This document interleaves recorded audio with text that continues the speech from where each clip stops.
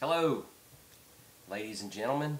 This video is going to be on purchasing your first firearm, things to consider, how to buy it, the general thinking on it.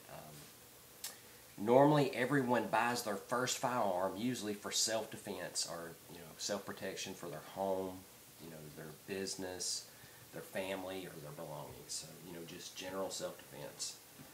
In a case like that, you've got basically three options. You have a pistol, you have a rifle, and you have a shotgun. All three are great.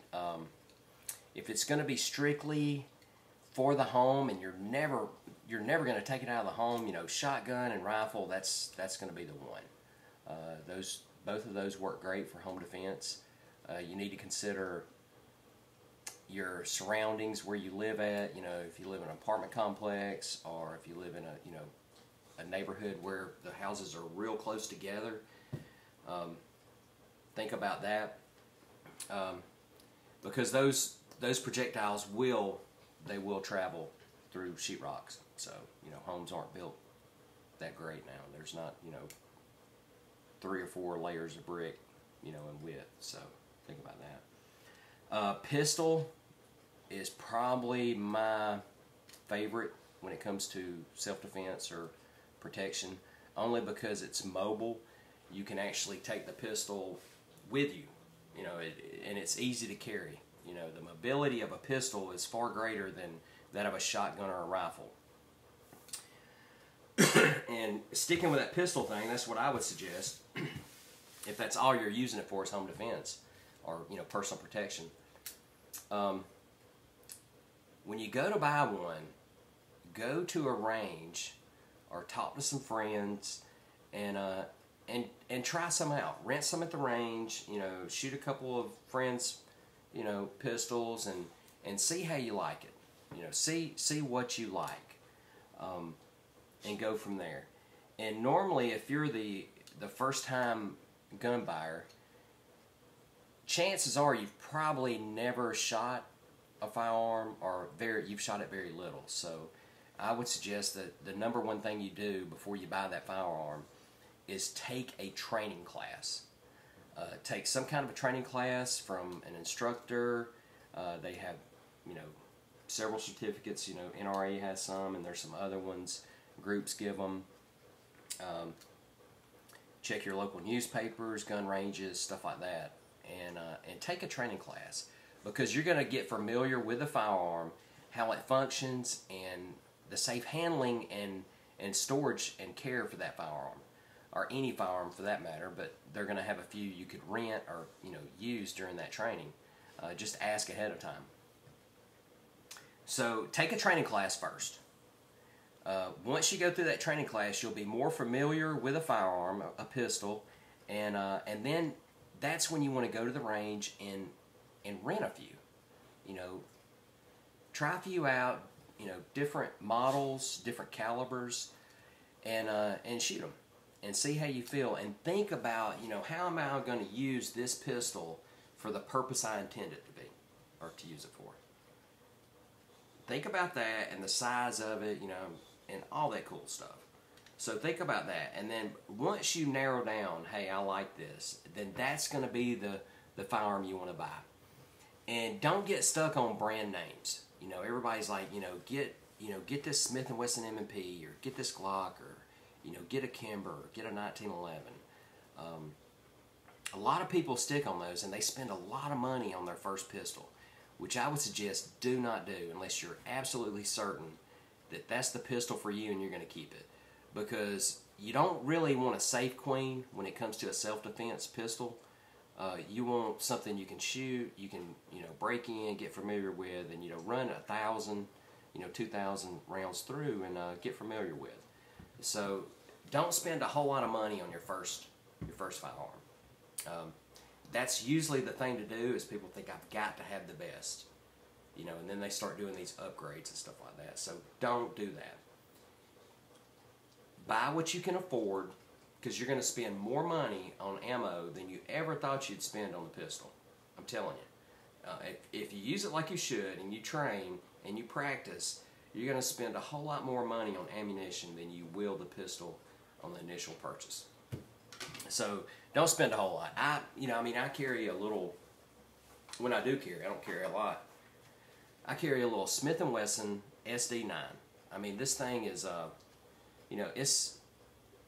it's probably, I would say, mid-range when it comes to pistols, but it is, it's a Smith & Wesson SD9 VE, and the SD stands for self-defense, and I think the VE is value enhanced.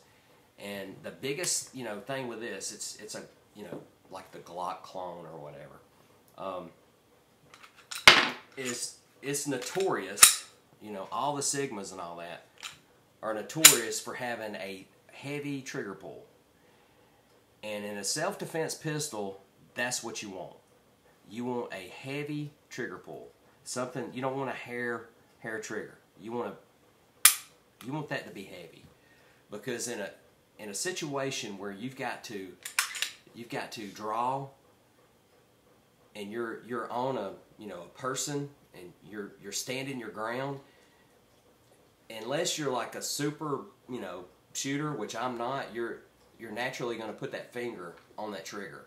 And if you've got a light trigger pull and your adrenaline's up, that light pull, that just that touch, you may accidentally pull that trigger. Now with a heavier trigger pull, you're less likely to have an accidental discharge. And that's something you never want to happen. You want to only pull that trigger, or squeeze that trigger when the intent is there, when you want it to happen. So my suggestion, if you buy a Glock, if you buy a Smith & Wesson M&P, or whatever you buy, CZ, they're all great pistols. High Point, that's another one. I mean, I would, if all I had was $150, I would be carrying a High Point every day. I would. I've shot them before. They work. But don't go buy some kind of little trigger kit. It's like changing from an 8 to 9 pound trigger. Changing that down to a 4 pound or 3 pound. You don't want that. That's probably the biggest reason that we have so many accidental shootings when it comes to the police with somebody. That first shot goes off. Their finger. They feel threatened. Their adrenaline's up.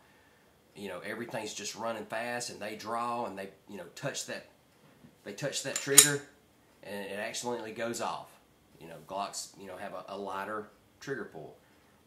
That's why in some states they've ordered special kits, or had Glock increase the weight of that trigger. So definitely, if it's going to be self-defense, get a heavy trigger pull. You do not want a light trigger pull. And don't go modifying your gun. You start modifying these pistols, and filing down and stuff like that, it could go off when you don't want it to go off. So if you're going to have a self-defense pistol, keep it factory and practice with it. So I've had this one for probably, 2 or 3 years. I've probably got maybe 3,000 or 4,000, maybe a little bit more rounds through it. It's not a whole lot. It's not even close to being, broken in yet. But just use it. Practice, practice, practice, and don't go breaking the bank. So just a video on things to consider. Kind of a recap here. Get some training. Take a class before you even purchase a pistol. Learn how they operate, how to clean them, how to maintain them, how to store them. Then rent a few. Try them out. Go shooting with some friends from work, or buddies from school, and try their pistols out. Buy the ammo, of course. You don't want to shoot up their ammo, but buy some ammo, shoot those up, and think about what you like about it, what you dislike about it, and then do a little research. But do not go into a forum and take someone's advice on this is the best pistol, you can never find a better one, because it may not fit your situation. Because the Ferrari may be the best car, but if I need to haul some pine straw, it's not going to work for me. I need a little pickup truck. So anyway, have fun, enjoy yourself, be safe, and practice. Practice, read, study, and practice some more. And that's the best advice I can give a first-time pistol buyer. All right, y'all have a great day. Thank you, ladies and gentlemen. Subscribe, share, and give me some feedback.